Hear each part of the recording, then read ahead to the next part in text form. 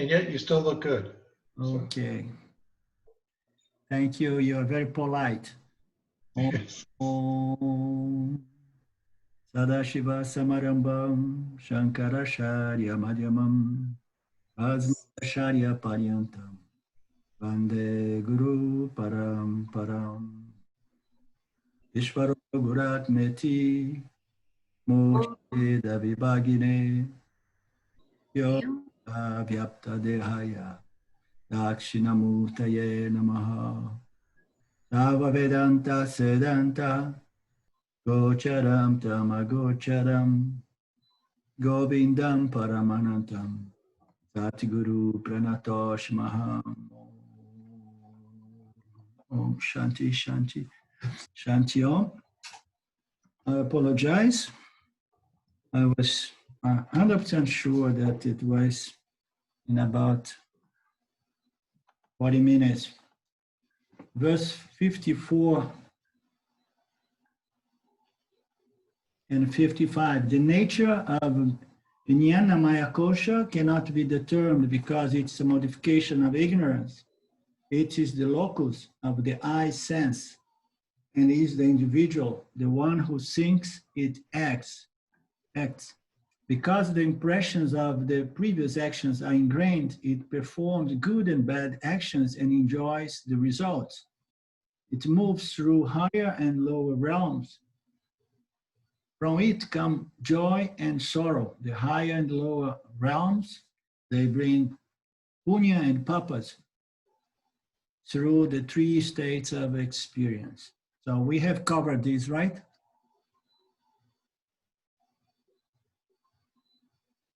Verse 56.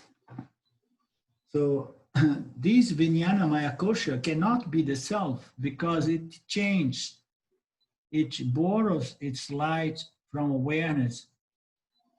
It is limited. It is an object of a perception. It is inconsistent and it is conditioned by time. So there is every evidence there that the intellect, this kosha, the intellect sheet, it is not the self. And one of them, it mentioned about its inconsistency. It mentions about its the fact that it is bound by time. And it also mentions that it is an object of perception. So this is the most subtle aspect about the intellect sheath, the kosha, because the kosha needs to be understood as an object within the scope of consciousness.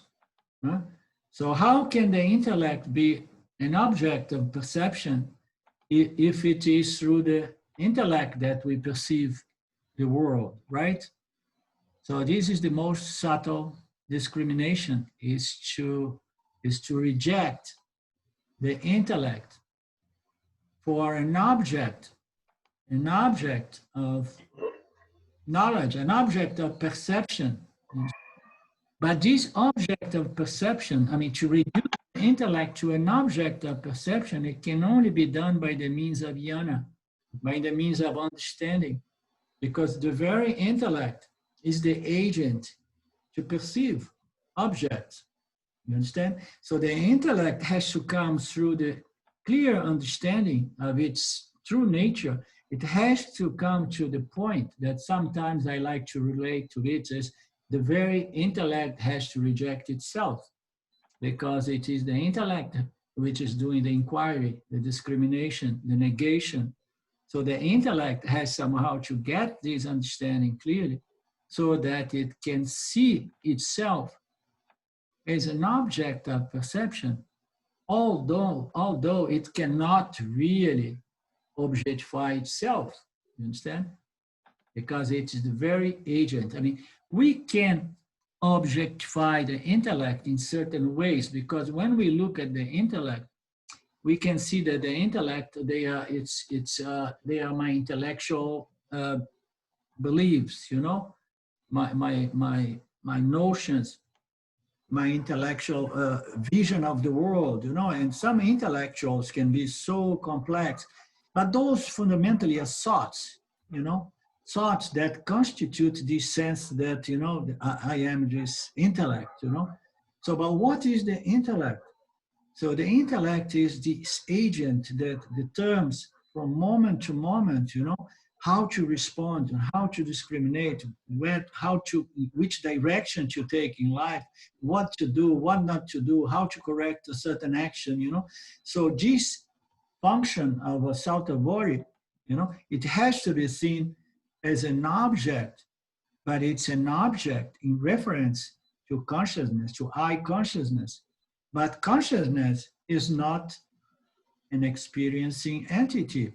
So therefore, consciousness cannot experientially objectify the intellect. The intellect objectifies everything else. Consciousness is not an entity, cannot really experientially objectify the internet. The intellect has to understand its true nature and has to submit itself to its role as the agent, the determining, knowing, experience agent, you know, and know itself to be an object as the agent, as the medium, but know itself to be the subject in its true fundamental free nature. You understand the two dimensions, they overlap. So the intellect of the Jiva is Brahman, Aham Brahmasmi, you know, but at the same time, the intellect as the agent has to understand its role as an object in reference within consciousness. It appears in consciousness. Consciousness is what allows us to understand the intellect as an object, although consciousness cannot really experience the intellect as an object because consciousness is not an experiencing entity. You understand the subtlety of all of this? So we need to know that the intellect is inconsistent and it is an object of perception, although the intellect cannot objectify itself. The intellect can objectify, okay, what? It can objectify thoughts, you know, emotions, feelings, you know, the sense of doership. It can objectify everything below its realm, let's say, you know.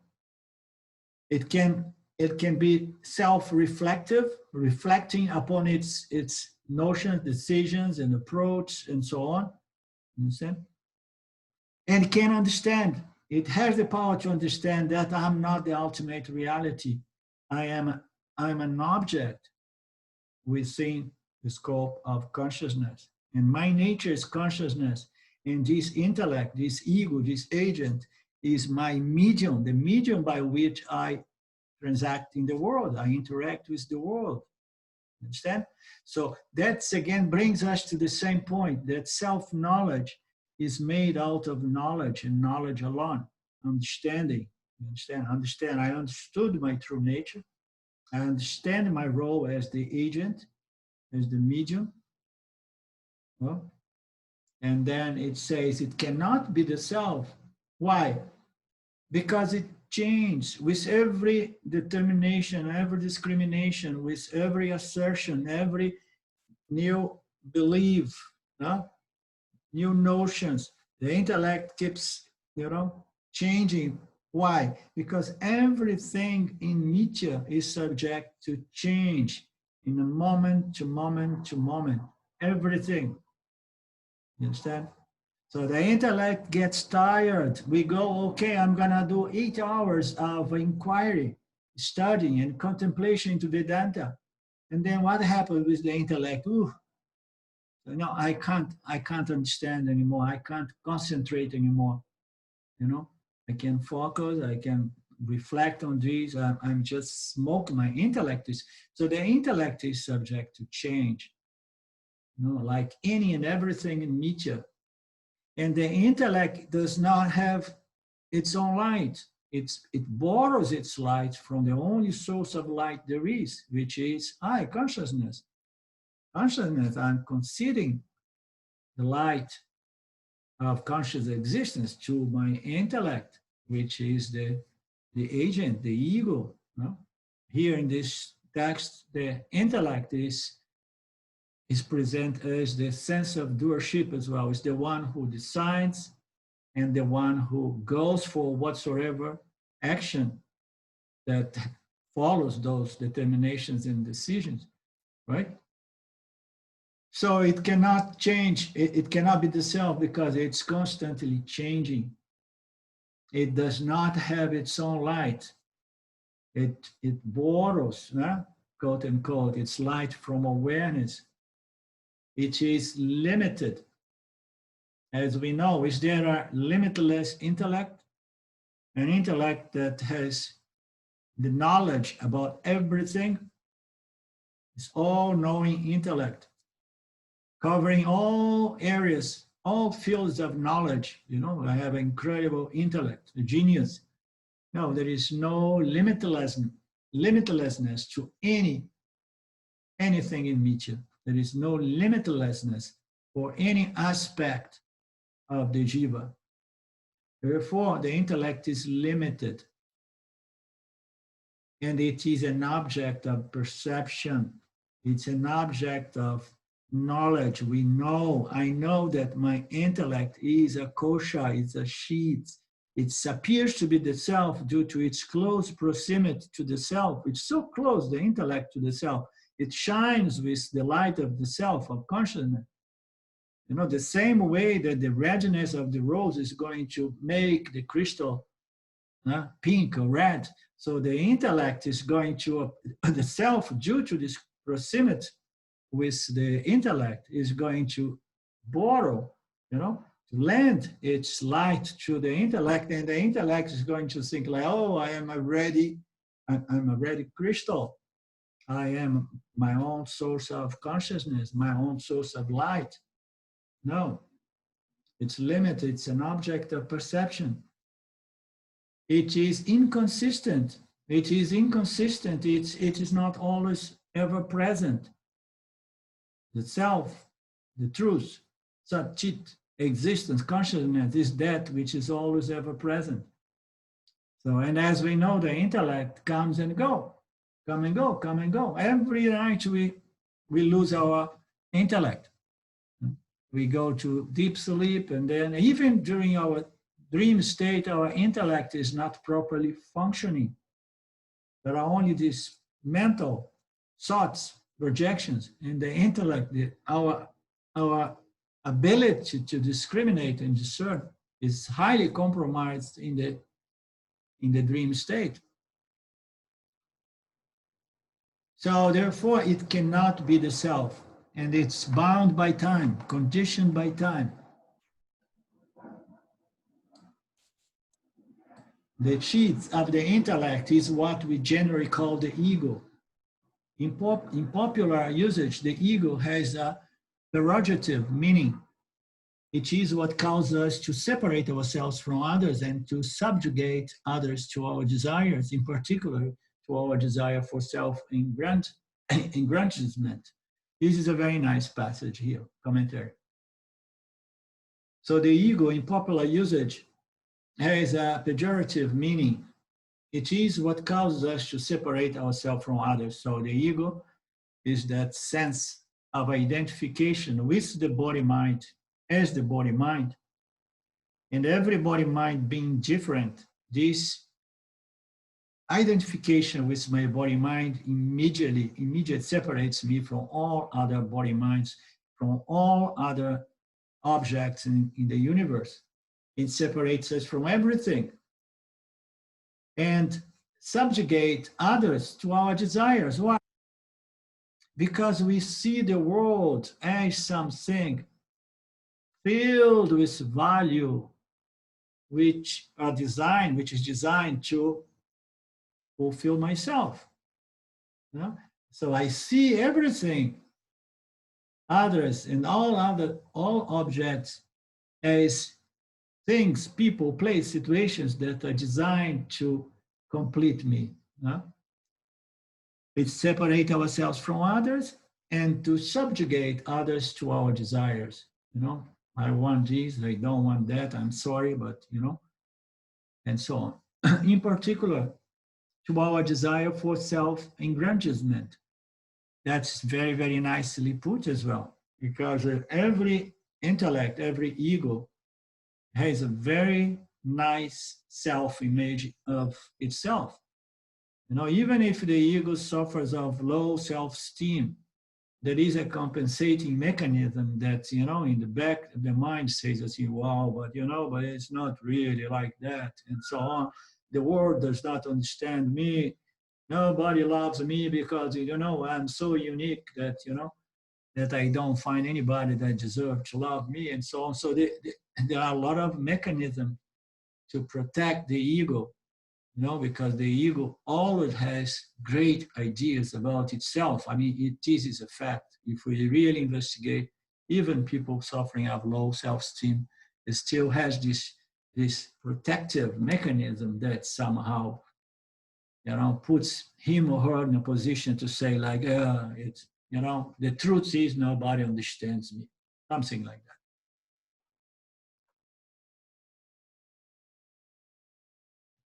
We feel small and we want to feel big, or at least bigger than the person standing next to us, but we do not consider it a compliment to be told that we have a big ego. That's very interesting. Yeah? The Mr. Ego, the intellect, they would like to be higher, superior than the other creatures, you know. It suffers of this sense of separation from everything else due to this identification with the body mind, and then see the others and immediately start what? You know, when you go with certain people, especially in Italy, you go with a person, with a woman around, immediately the person is comparing my shoes with somebody else's shoes and my shirt with somebody else's shirts, you know, because people in Italy, they like fashion. So the ego has this tendency to look around and immediately start measuring itself against others, and you know, I mean, so on. And it's gonna all the time feel disturbed because it's going to look down, it's gonna feel superior, and then it's gonna look up, it's gonna feel inferior. You know? It's gonna feel, oh, I'm more beautiful, more clever, more rich, more intelligent than, but you know, and then I look up and then I say, no, I mean that, you know, the Mr. Ego has this problem. It feels fundamentally, it feels always small because it compares itself with everything else. And if we would be really smart, we would never compare ourselves with people that are more brilliant than us.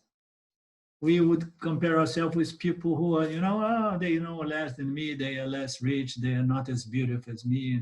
And then my mind is at peace. But the ego likes to look both sides, you know, looks down, looks up, looks down, looks up. And then it's all the time living in this sort of affliction. It wants to feel big, or at least bigger than the one person standing next to us. But we do not consider it a compliment to be told that we have a big ego. Why? Because most people understand that the ego, you know, is a distortion of one's true nature identity. When people say, oh, you have such a nice big ego, say, yeah, no, I'm not an ego. No, what do you talk about? I'm not an ego. What is the problem with being an ego? Huh? Everybody needs an ego. So the ego has this bad rap as well, especially in the spiritual world. You know, there is a very bad rap. The ego say, oh no, big ego, and so on. I remember the days of his Osho Rajneesh. He used to play with everybody. He knew how to play emotionally with everybody, manipulate and so on. It was a nice play. And he used to how you say, to elevate, or to elevate people with big egos. You understand? He used to praise people with big egos. He liked people with big egos, especially if they had a lot of money, a lot of power, a lot of influence, and they would help to build public opinion for the Asha, for Osho. He would like and praise this big ego, and he used to say the big egos are the best. You know why? Because I mean, if you have to have an ego, why not to have a big ego instead of wanting to feel small and small? You know? Have a big ego. You know, it's a better way to go. But the fact is that the ego is always in trouble because if the ego suffers of a high self-esteem, a superiority kind of complex, it's still suffering. It's still suffering. You understand? It still feels like, oh, you know, but there is somebody better than me. There is somebody superior than me, more brilliant than me, and so on. And then there is never end. There is never end. So in the old days, we used to say that in the United States, the whole goal is to become a billionaire. And now there is a race to see who is going to be the first trillionaire in the USA. If it's going to be Bill Gates or the Mr. So-and-so of Facebook or Amazon. Who is going to be the first billionaire? Trillionaire. No?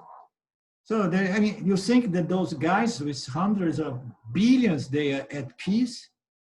They say, fuck, the guy is going to be the first trillionaire. And that is going to crush me, you understand?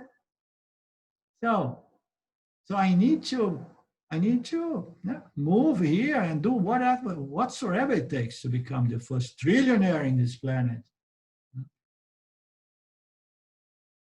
The intellect is where the ego thought resides. The I thought resides in the intellect. I, the doer, the thinker, the originator of my actions, it resides there. But the ego is not the same thought all the time. So this I thought is never a pure I am. It's always I am my attributes, my thoughts, my feelings, you know, and I am my thoughts, my feelings, my qualities, my properties, and this I am associated to properties, attributes, and so on, is always compared my attributes with the attributes of other I thoughts. So the intellect is where this I thought resides, but this I thought is not the same all the time. It depends on the reference point. I mean, this I in reference to someone else or with a different circumstance, a different role I'm playing in life, whether I'm dealing as the boss of my company or as the son of my mother or whatever, you know. We assume a series of identities to compensate for our various and shifting feelings of inadequacy. How sad it is to be an ego, isn't it?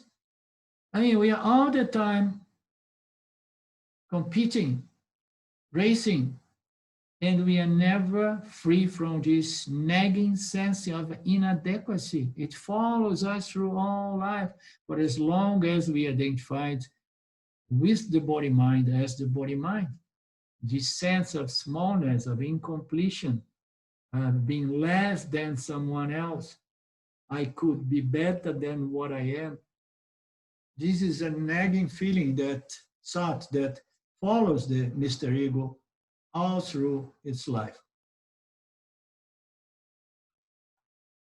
We assume a series of identities to compensate for our various and shifting feelings of inadequacy. We say, I am X, then we say, I am Y, then I am Z, etc. What remains unchanging in all circumstances is the I, and this I is fundamentally what? Limitless consciousness, the I that appears in the subtle body as the ego I.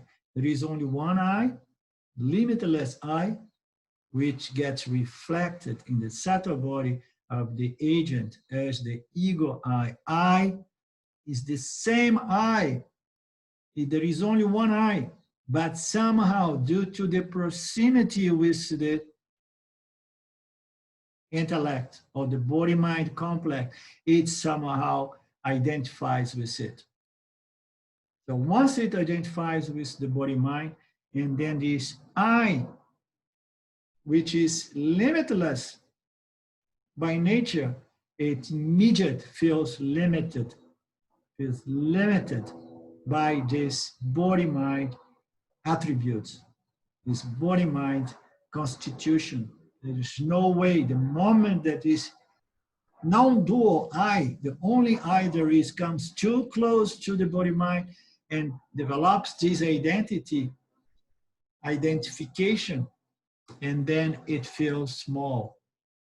It assumes a series of identities trying to compensate for our various and shifting feelings of inadequacy, self-improvement, self-betterment. I want to be a better me, a better ego, a better ego, a better ego. Well, you see, it's not to say that there is no spiritual, psychological value in self-development, in building a better self-esteem, you understand? To a healthier self-image. So all of that has its value. But we are talking about Vedanta, we are talking about Vivekachudamani, we are discriminating the self from the very healthy ego, from the unhealthy ego, from the ego suffering from inferiority complex, from the ego suffering from superiority complex, from the ego suffering from complex of being highly spiritual. So we are just discriminating the self from all of that. Okay? But of course, it's better to have a health self-image than to have, why? Because when you are all the time suffering of a sense of smallness, incompletion, and inadequacy, you are all the time like, the mind is how? The mind is disturbed. The person is not flowing with one's energy, is not really exposed and interacts with the field so that one can learn important lessons in life, One is hiding in the cave and so on. So it's important that we also make room for the fact that this Mr. Ego must go through a process of self-betterment. But in the end, that means nothing when we come to Vedanta, when we come to self-knowledge and moksha. We go on assuming a series of identities. We go on improving our sense of identity. We compensate for barriers and shifting feelings of inadequacy. And then one develops a feeling of what? Adequacy. You understand? So what it means to say is we need to go beyond adequacy and inadequacy so that we can just live a natural life. And if we live from that platform, sometimes one does things that are not really adequate. But the identity as the doer of an action which was not really adequate, that identity is no longer there. Therefore, the Yanni, it forgives itself. It can make mistakes, like every human being does. Why? Because he's no longer identified as the doer, as the Mr. Ego. You understand? It's not that we need to become a perfect human being, the most pure, the most brilliant. None of that solves the problem of the Mr. Ego.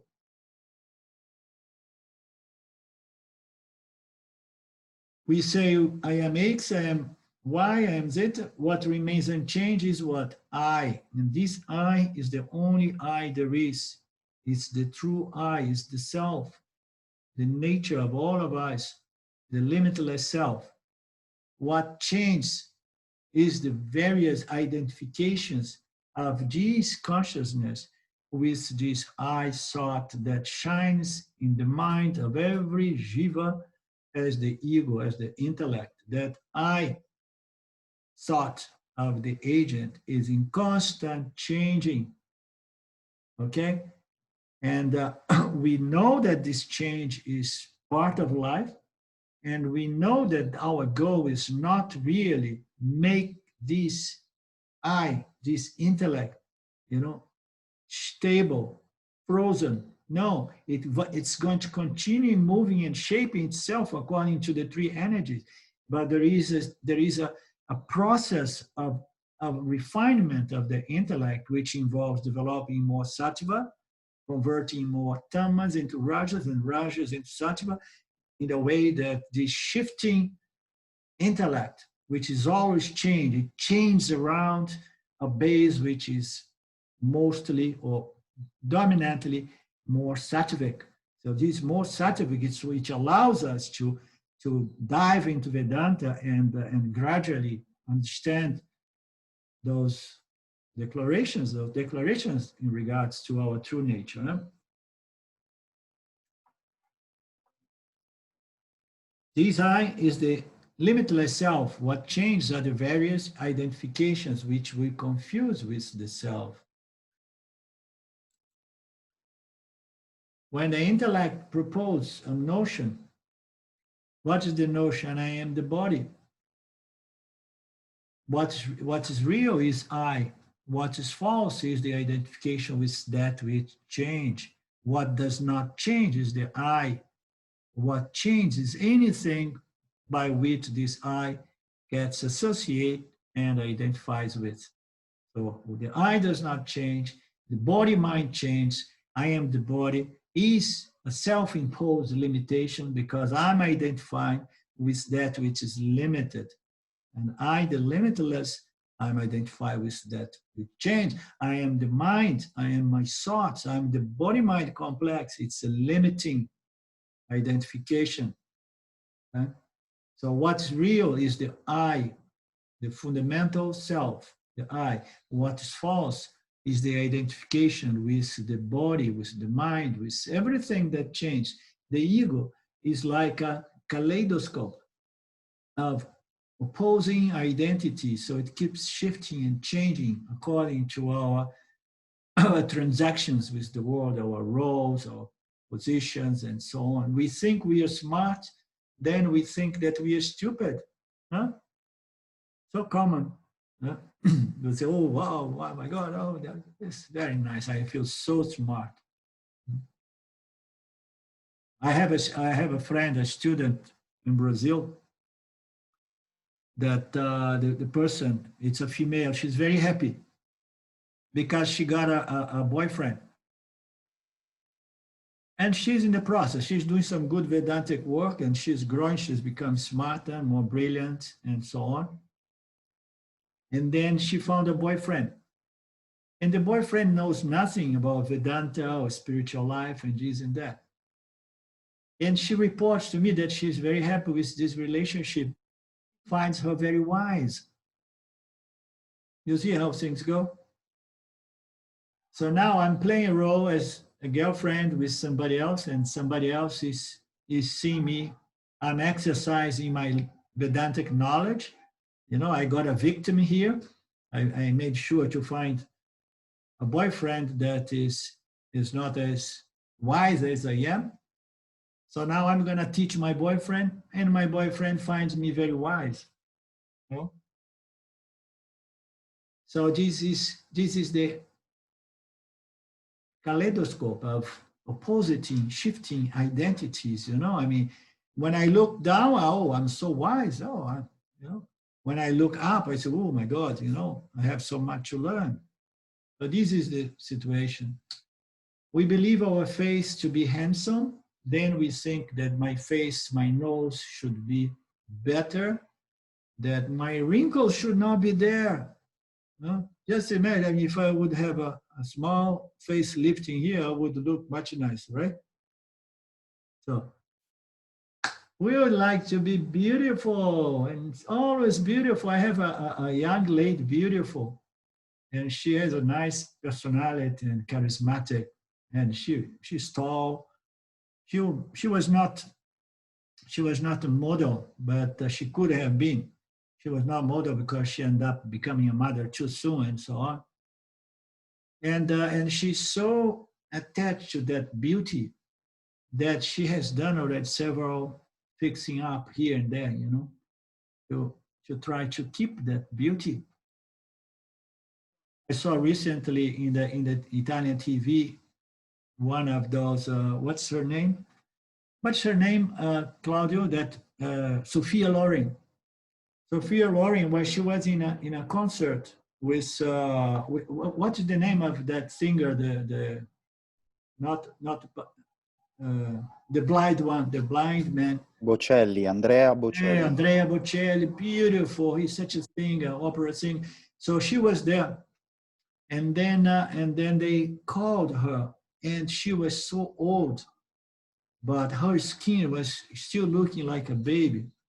Her energy level was low, and she was not outspoken as she was when she was young. We could see that inside she was feeling like, oh, I better don't talk here because my voice now is the voice of an old woman. But the funny thing is that the skin was looking like baby skin. You understand? So we are always like, you know, saying, oh my God, I would like to be beautiful and handsome forever. Now I'm becoming old, full of wrinkles, no hairs or gray hairs. We also identify with fear. We identify with our anger, our emotions. We identify as a happy person, as a sad person, an angry person. So we identify with the body-mind complex, with the entire spectrum of emotions that keeps change. Because the intellect has its chameleon-like quality, it cannot possibly be unchanging awareness. That which is my real nature, my real self, unchanging consciousness.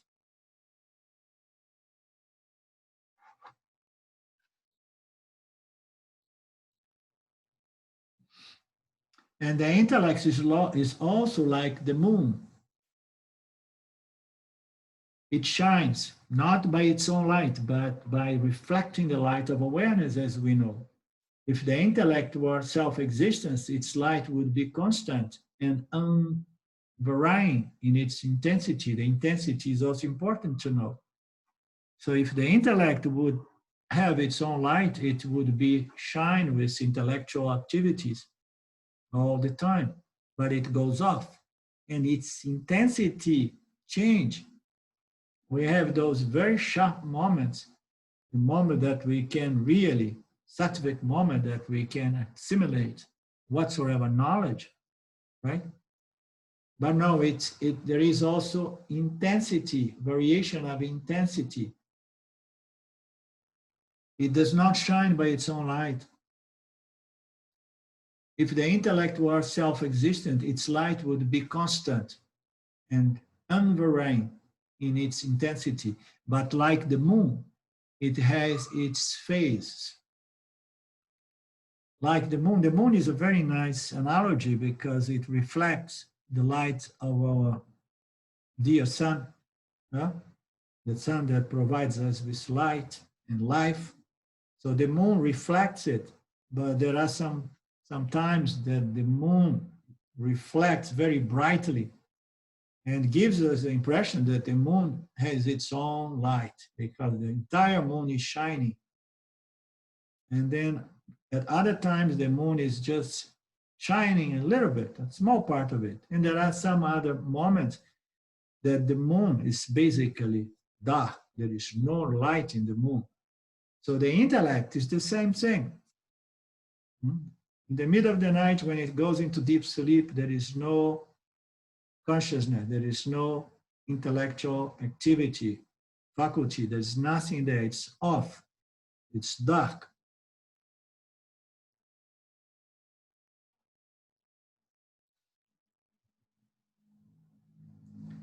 It is like the moon with its face. Sometimes it appears very bright and other times dim.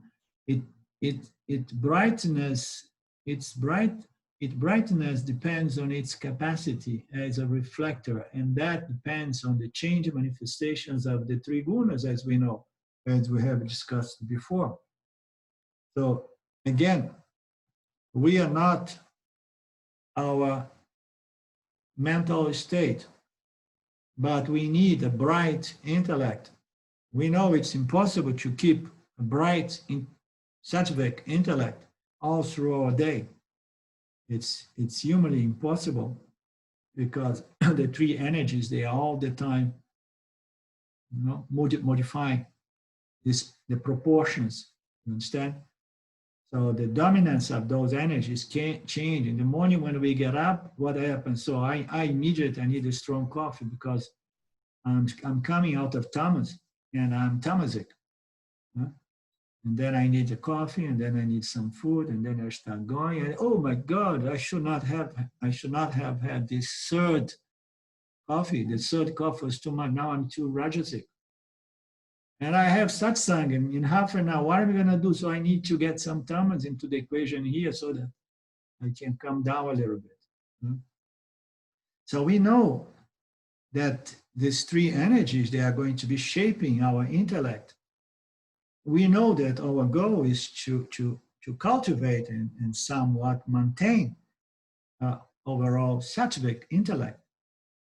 But we know that that's impossible, that the mind, when it's turns tamasic, what we want to do? We want to take a nap like Ramji does. Ramji is very smart about that. When he's tired, he just looks for a little corner to take a nap. He does not push like I always used to do, He just goes for a rest. And then the mind is fresh, shining, sattvic again. And then Ramji goes back to the scriptures. You understand? Or the mind gets too rajasic, and then he gets something to do. He goes and he starts digging like my father and planting something or cleaning the garage or whatever he does. I don't know. He's an older man now. Huh? But in general, as seekers of moksha, we want to find a kind of a balanced lifestyle that allows us to keep, kind of a nice sattvic mind, at least during certain hours of the day, the hours I want to go into my manana, shravana, nidhyasana. So those moments especially. But then what happens? Oh, now I have to clean up my entire house. So I have been sattvic for 1 week and doing all this shravana, manana, nidhyasana, and now the house is a mess. So what am I going to do? So I need to bring up some rajas because it's going to take me 5 hours to clean up the house, right?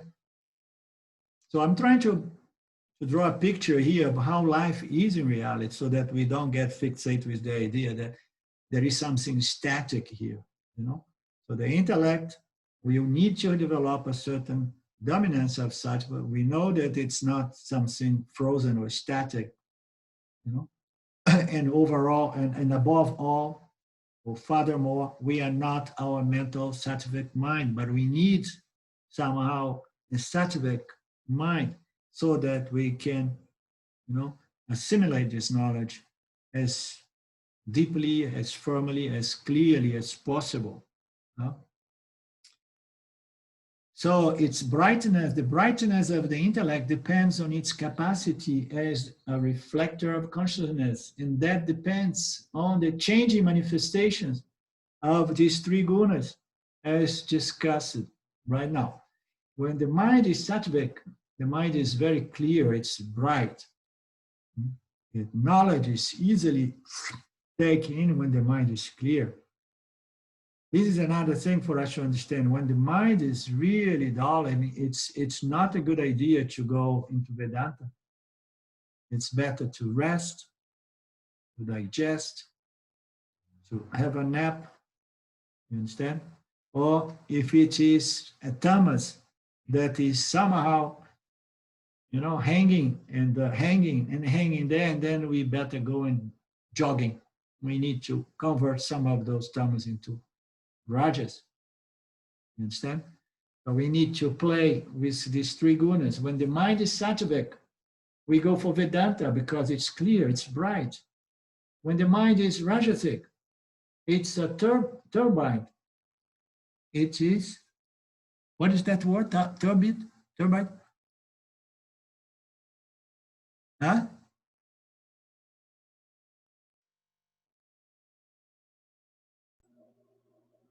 Turbid. It's turbid. And what is that? It means it's cloudy. You can't see. Okay. Okay. Now I see. He's making, the text is making reference to the tamas. So it is bright. Then when it's rajasic, it is turbid. It's like, no, it's still related to rajasic. It's like it's agitated. It's not. You cannot be clear when the mind is like that. You know, it's just moving too much. You know, it's not focused. It's disturbed. You know, and it is in murky when it is tamasic. It is almost eclipsed when it's tamasic. You know, the mind is just like, wow. You know, I can't do anything except something stupid. When we are really tamasic, most of what we can do are not really smart things, you know. When I'm really tamasic, I get really tamasic when I get a little bit ill. It happens once in a while. So when I really am tamasic, I know I'm very much stupid. I just go to my couch and I keep watching Netflix. So, because it goes together, tamas with something stupid, you understand? Why? Because if I try to look into Vedanta, oh no, it's just too much for my mind. Let me see something stupid here that does not require my intelligence, right?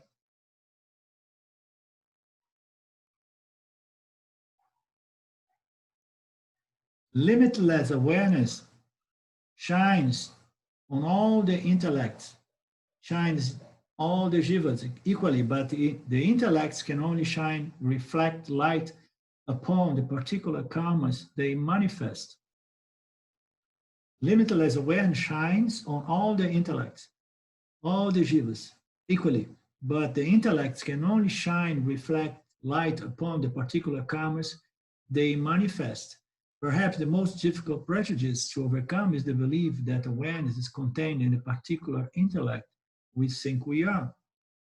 That the self is not the ego intellect is the hardest lesson to learn. Even after we have been using Vedanta, studying Vedanta ourselves for some time, we tend to think that of the self as an individual self, of awareness as individual awareness. So here in the beginning, there is an interesting notion here that the limitless awareness shines equally on all intellects. We know that consciousness, it shines in everything, even on inert object. Intellect is shining. We don't see the light of it, but it is pervading, you know, it is pervading everything. It's not really shining because it's not visible to us. There is no sentience coming from the inert object. But regardless, limitless awareness is pervading everything. It shines on all intellects equally, but the intellects can only really reflect this light according to its particular karma, the karma that is being manifest. What is this karma? This karma is referring to my prarabdha karma as my mental condition. You understand? My mental condition. So what kind of mind I have? Do I have a mind, a more dominant sattvic mind? Is my prarabdha karma sattvic? Is it a rajasic prarabdha karma? If I have a rajasic prarabdha karma, I'm living a rajasic lifestyle all the time. You understand? And what happens with that? So limitless awareness is going to be shining there equally, but the reflection is going to be how? is going to be like all over the place because my mind, is all over the place. I'm doing 3, 4 things at the same time. I'm just thinking here, many thoughts and many things going on at the same time. So it's going to shine equally on everything, but the quality of the reflector, in other words, the parabodakam of the reflector is going to condition the reflection. So you remember those 3 examples of a mind being represented by a bucket with water, and there is no wind, there is no breeze, there is nothing. The bucket is just so smooth, the water, surface of the water. And that bucket, it is going to work like a reflector. You understand? It's going to reflect the sky. In the evening, it's going to reflect the stars and the moon. And it's beautiful. And then a vriti comes. What is a vriti? The vriti is a breeze, some wind, the climate. The climate of the mind is changed. And then comes the vrit. And then that surface begins going like that, ripples and ripples. You understand? And then what happens with the reflection? The reflection is no longer faithful, clear. What appeared to be the moon now is, bits and pieces of several moons, the stars. Everything is, unclear. So that's a representation of a mind that is agitated, a reflector which is not really smooth, it's not really mirror-like, And then it comes another example. Another example is that somebody is going by and then pour some mud in the bucket. And now we have mud, water bucket, or bucket with water. So when the water is muddy, so what happens with the moon and the stars that previously was being reflected? So there is no reflectivity, there is no reflection, because the mind, the bucket, became muddy. The water in the bucket became muddy. So rather than reflect, it absorbs the light, absorbs the reflection. There's no reflection. So the quality of the 3 gunas, limitless awareness shines equally. But it all depends on the condition of the mind, the particular karmas that the mind is manifesting. Perhaps the most difficult prejudice to overcome is the belief that awareness is contained in the particular intellect we think we are. Perhaps the most difficult prejudice to overcome is the belief that awareness is contained in the particular intellect we think we are. So what it means to say? It means to say that I believe that I am conscious when my mind is really sattvic. You understand? So believe that awareness is contained in the particular intellect, in the particular state of the mind. The consciousness or awareness is always present, it's always shining, and that can be understood by jnana. You understand? If we want to depend on sattva guna, and then we are moving into the experiential realms of self-knowledge, which is not self-knowledge, but it is self-experience, or better said, it's an experience of the reflection of the self on a sattvic mind. So one of the biggest, most predominant misunderstanding or prejudice to overcome is the belief that consciousness is contained on a sattvic mind only. You understand? No, we need a certain degree of sattvic mental condition to understand our true nature. Once we know, it does not matter. My mind is tamasic. You think that Ramji is going to feel, oh my God, I lost my enlightenment because my mind is tamasic now. He's going to just drop everything and go for his nap. So where is his self-knowledge? Did his self-knowledge get affected because his mind changed? Of course not. You understand? Why? Because once you know that 2 plus 2 is 4, you don't need to remember it every time. Once you know that you are consciousness, you are not your mental state, you are not the dominance of the gunas, you do not depend on a sattvic mind, no longer depends on a sattvic mind to hold the certainty of knowledge that I am limitless consciousness, because that certainty of knowledge is already fully integrated into my life, internalized, is a doubtless knowledge. Now, the condition of my mind does not matter. Of course, anybody would prefer to have a sattvic condition so that I can enjoy mitya from a more clear kind of perspective. You understand? But the variations of my mental condition do not affect the knowledge of what I am. So therefore, what is it? One of the biggest, most difficult prejudices to overcome is the belief that awareness is a particular intellect we think we are, that the self is not the ego. Is the hardest lesson to learn. In other words, that the self is not the mind, the self is not the intellect. In the world of yoga, people believe that the mind in a certain state, in a certain condition, is the self. And Vedanta comes and says, no, the self has nothing to do with the mind. The self is that which lives and shines into the mind, regardless of its mental condition. You understand? Yet we need to develop and cultivate some sattvic so that we can understand this.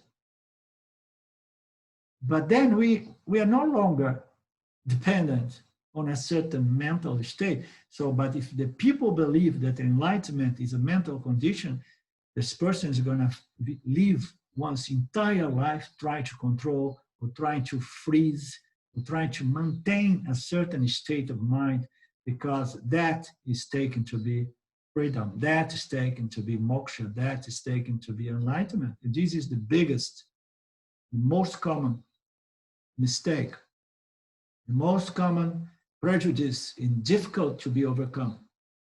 That the self is not the ego is the hardest lesson to learn. Even after we have been studying Vedanta for a long time, we tend to think that of the self as an individual self, of awareness as an individual awareness. We need to realize through repeated analysis, through the application of the teachings of Vedanta in every situation, that there is no individual self. There is no individual self.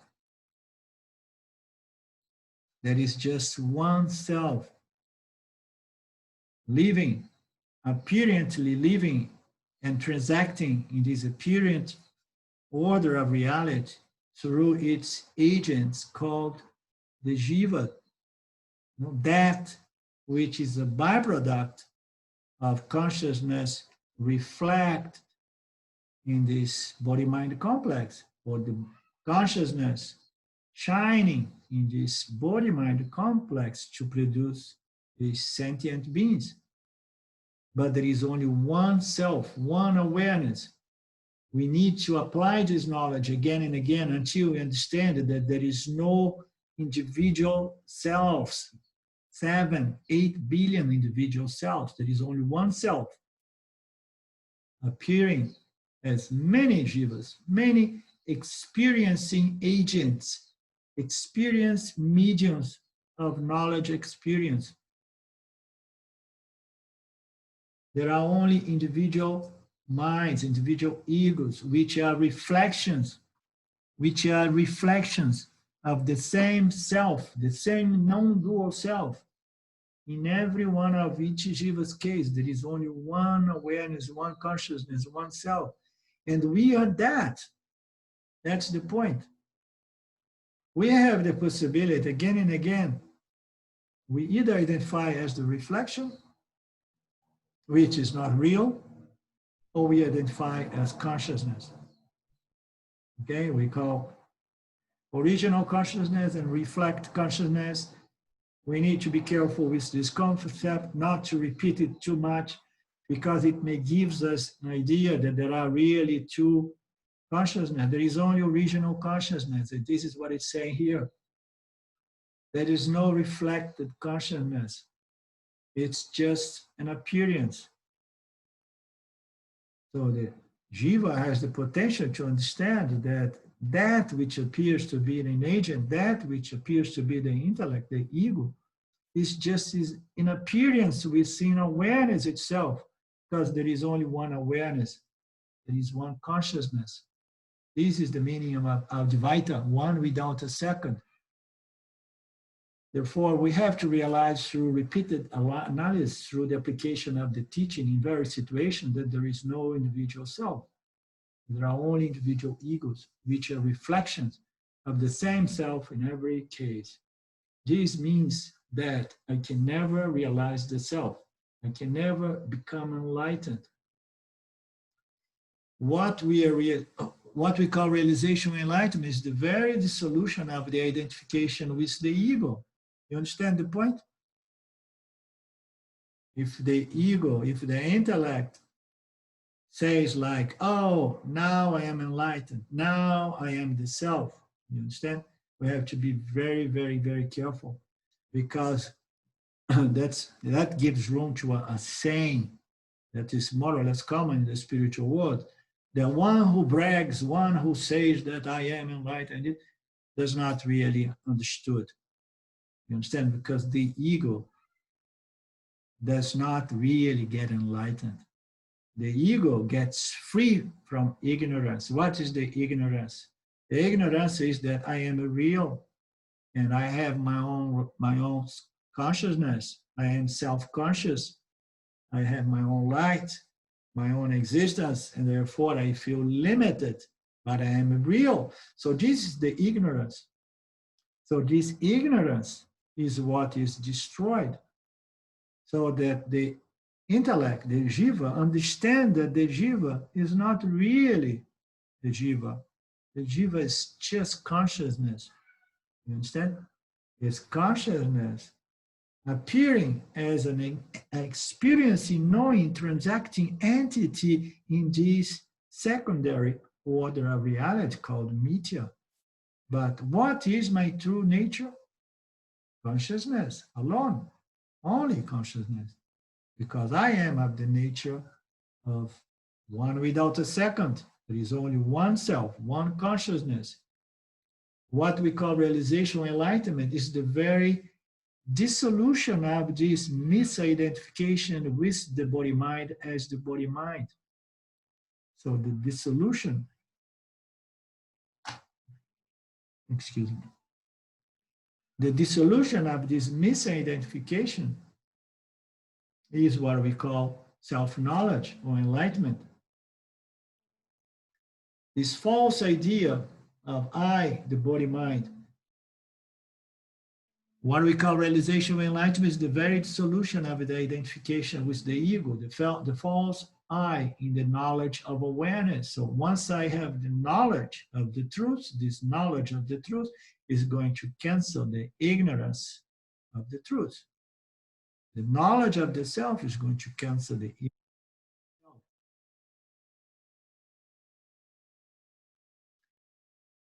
Not two. So as long as I think I am enlightened, there are two things, me and my enlightenment. As long as I think, oh, I got enlightened, so I'm still something other than consciousness. I am enlightened means to say I am consciousness. At least seen from the standpoint of Vedanta. I am enlightened, I am consciousness. But then someone who understands that, and immediately, if it has to say that to someone, because somebody has asked that, and then such a person would say, yes, I am consciousness. And guess what? You are consciousness, and everything is consciousness. You know, there is nothing unique about that. That's why Ranji has brought into the description of the features of the self, the word ordinary, unconcerned, limitless consciousness, awareness. Ordinary is the only thing. Common.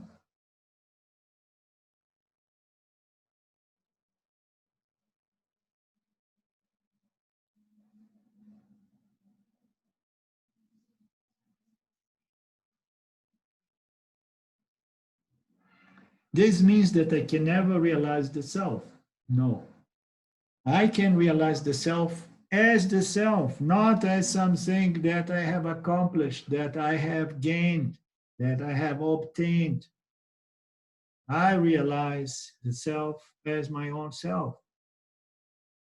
Understand? I can never become what I already am. And nobody will ever become anything because everybody is already it.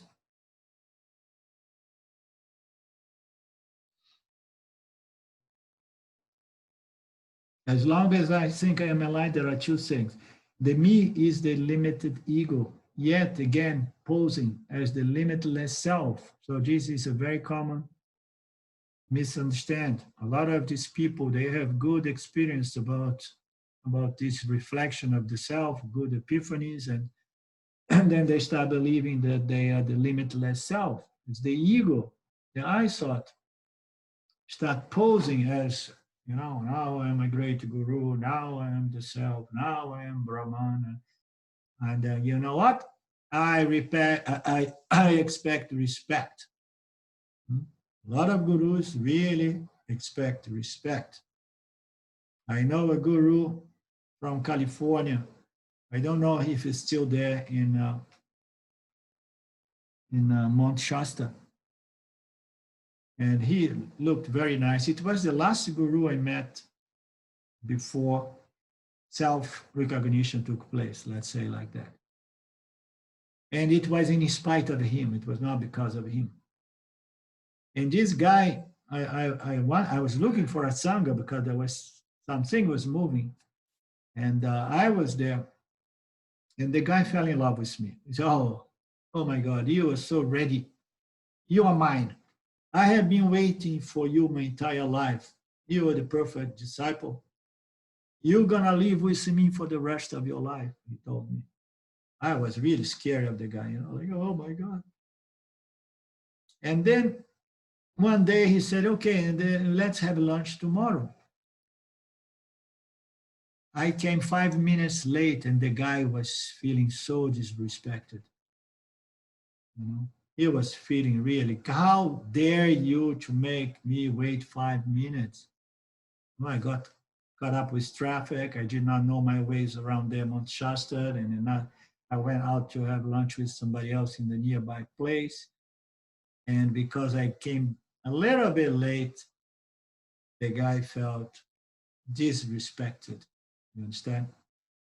So these big egos that pose themselves as gurus, they expect respect.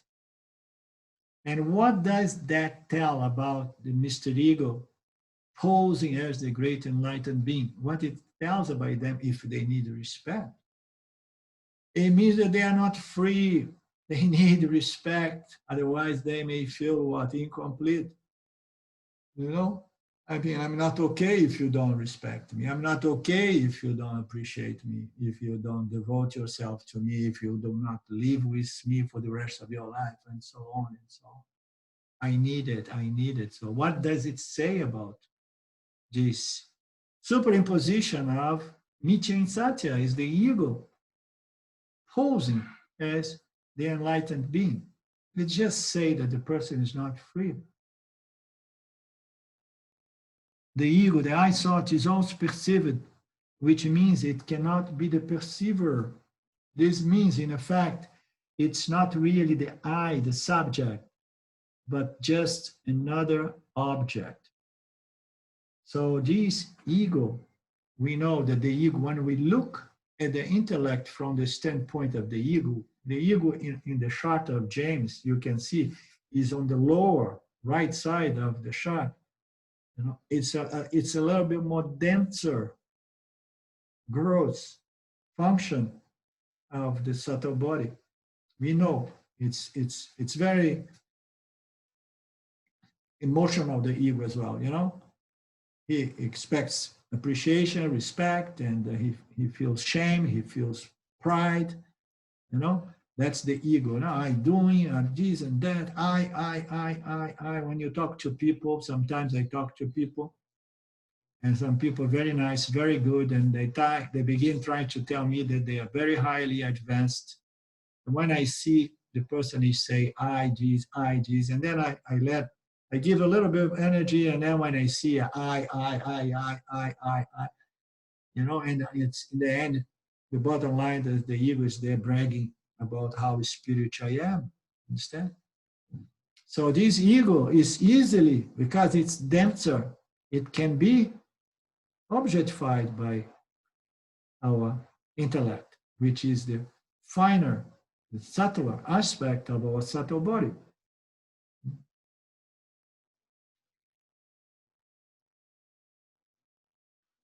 The me is the limited ego, yet again posing as limitless self. The ego, the I thought, is also perceived. The ego, which means it cannot be the perceiver. This means, in effect, it's not really the I, the subject, but just another object, misnamed and misunderstood due to ignorance. There is only one I, and it cannot be perceived, for it's not an object. There is only one I, and this I cannot be perceived, and this I cannot be objectified. Okay, because this I is the knower, is the one objectifying, is the light behind the intellect that objectifies any and all phenomenal object of media. The verse also tells us the sheath of the intellect cannot be the self because it is inconsistent. That is, it comes and goes. When deep sleep is present, the intellect is absent, as we have already covered. When we awake or we dream, the intellect returns. And as I said, in the dream, the intellect is not really functioning well. It's almost as if we, you know, I say, oh no, let me do my Vedanta work and so on, but you know, let me have 2-3 shots of whiskey before. Then 3 shots of whiskey, and now, you know, I'm a little bit drunk and I'm going to do my Vedantic work. No, the intellect is a little bit drunk, you know, that's the intellect in the dream state. It does not really understand what's going on. If it would really understand it, dream world would be subject to spiritual elevation, but we cannot grow in the dream realm. Understand? We have those experiences in the dream world, but we cannot really grow because our intellect is not fit to experience and express and extract knowledge, lessons. You understand? We are fooled by all those images and we don't respond very intelligent to them.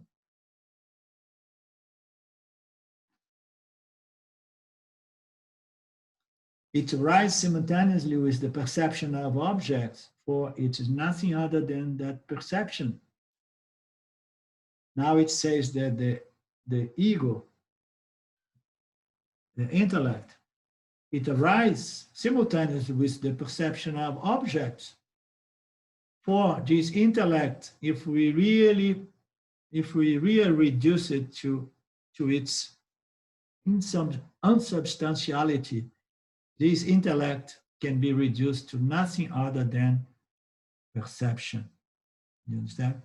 The intellect is going to collect the perception, you know, the stimulus that comes through the perception is going to make up the subtle body, and the intellect is going to be determining according to its vasanas, which is a byproduct of previous perceptions. So we can reduce the intellect to nothing other than perception. There is no ego without the no ego, no subject without an object. Yet there is a state in which this duality disappears, and it's called the deep sleep state. So in the deep sleep, the intellect, the ego, everything is gone together with the world, the physical, material, tangible world, and the subtle world of the mind. This demonstrates that the sheath of the intellect cannot be dissolved, for it is limited by time. Now you see it. Now you don't see it. It also disappears. So you see the ego, and then the ego disappears. When joy is experienced, it also disappears when the joy is experienced. This is another way to present this experience of fullness and satisfaction that is often referred as Anandamaya Kosha. We experience Anandamaya Kosha in deep sleep, but we also experience the absence of what we call the ego here when we accomplish something that we want very much. When we really accomplish or gain or get something, the mind resolves. When the mind resolves, there is no desires and aversions operating the mind. So what does that say about the real nature of the ego, of this reflection? This ego is nothing but likes and dislikes, desires and aversions. You understand? That are the souls of our thoughts, actions, and vasanas, production of vasana, all through our perceptions, equipment of perception, interacting, responding, all of this. So we can resolve the ego also by running to gain and accomplish things. And then whenever we gain and accomplish something, we experience a certain mental condition that in some of our texts is referred as the sleep state within the awakened state. You are awake, you are alert, the world is there, but nothing in the world is really pushing and pulling you. So you sleep to the world in the sense that the world does not really affect me. You understand? So this is another way to have the ego disappear, because the ego fundamentally is this universal ignorance that I am the body mind, and I want what I want and I don't want what I don't want. When this opposite force of desires and fears, they somehow subside, and then the ego subsides with it. Huh? Did you notice when, it was a long time ago, but when we fall in love with somebody, and then when we fall in love, the ego tends to disappear, and we feel so good in that situation. You understand? So I got somebody loves me unconditionally. I can relax. I feel complete, satisfied, full, at ease with myself. And I feel almost like I'm disappearing. My ego is disappearing.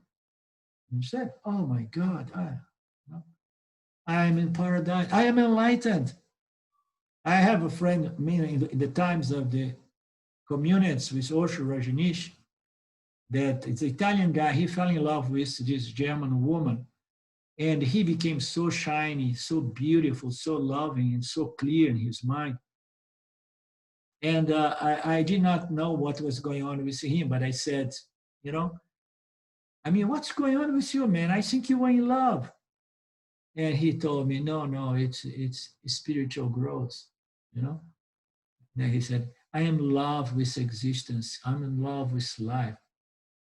I did not believe that. And then afterwards, I understood. He was really chemically in love with someone. And then his ego, his desires and fears, he felt so complete by that experience that he was looking almost like egoless. Understand? So we can also experience the disappearance of the ego when we gain or accomplish something. This ego disappears when this joy is experienced, which brings us to the last of the 5 sheets, the Anandamaya Kosha, which we'll cover in the next verse. I love this one. Anandamaya Kosha. So now, I apologize again for coming late today. I hope you'll forgive me. And if any of you wants to say something about our class of today, some contributions, some questions, some complaint, so please express yourself.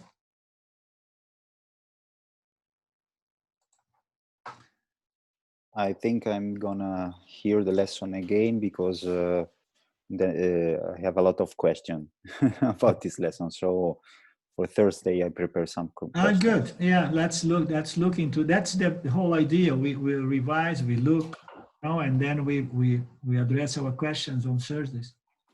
Yeah, it was very new for me. Something Good. What we covered today is very new for me.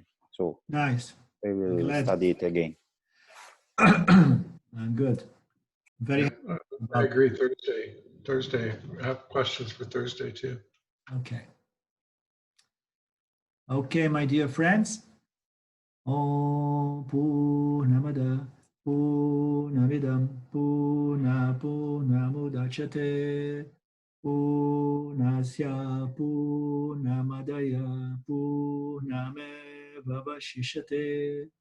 Om Shanti Shanti Shanti. Thank you, Lord. Thank you, everybody. Thank you. Much love. Much love. Ciao, ciao, ciao. Thanks, Erwin. So. Thank Ciao, you. ciao. Ciao.